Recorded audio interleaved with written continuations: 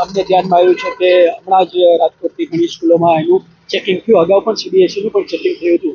સ્વનિર્ભર શાળા સંચાલક મંડળ દ્વારા અવારનવાર શિક્ષણ તંત્રને ડમી સ્કૂલના દૂષણ વિશે માહિતગાર કરવામાં આવે છે અને પગલાં લેવા માટે અપીલ કરવામાં આવે છે.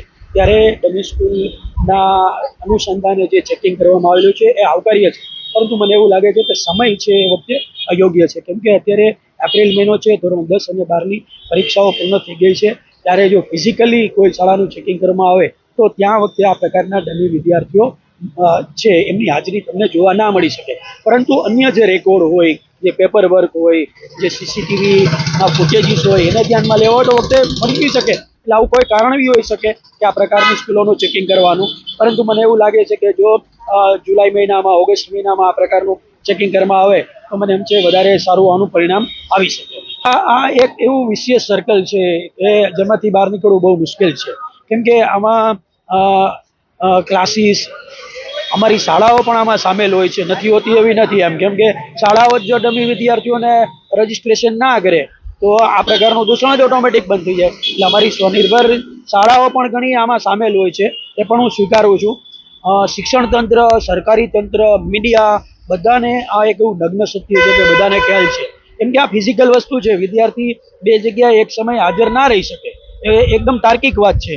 કાં એ ક્લાસમાં હાજર હોય ને કાં સ્કૂલમાં હાજર હોય. તો હવે તમે સ્કૂલના સમયે કોઈ પણ સમયે ચેકિંગ કરો તો તમે ઇઝીલી તમને ખ્યાલ આવી શકે કે કયો વિદ્યાર્થી ડમી છે ને કયો વિદ્યાર્થી રેગ્યુલર છે.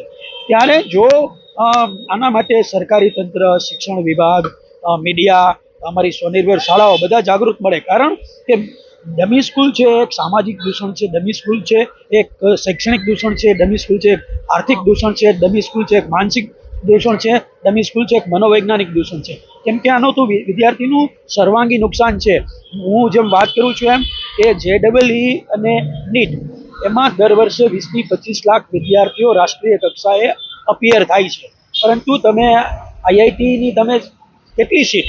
1 લાખથી વધારે નથી. મેડિકલ એમ્સની કેટલી સીટ?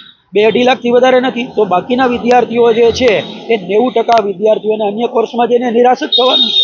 એમને જે અપેક્ષાઓ રાખી, એમના વાલીઓએ જે અપેક્ષા સાથે એમની ફી ભરી હોય, ડબલ ફી ભરી હોય, એ વાલીઓની આકાંક્ષાઓનું શું થવાનું? એ વિદ્યાર્થીઓ ગુમરાહ થવાના. બીજું કે એનો સામાજિક વિકાસ નથી થવાનો, કેમ કે એને જે શાળામાં વાતાવરણ મળવું જોઈએ એ વાતાવરણ નથી મળવાનું. એટલે લેબોરેટરી, લાઇબ્રેરીમાં જવાની તક નથી મળવાની, રમત ગમતના ગ્રાઉન્ડમાં કે આનુષંગિક પ્રવૃત્તિઓ કરવાની તક નથી મળવાની, અને વિદ્યાર્થી સાથે ભાઈબંધી કરવાની તક નથી મળવાની.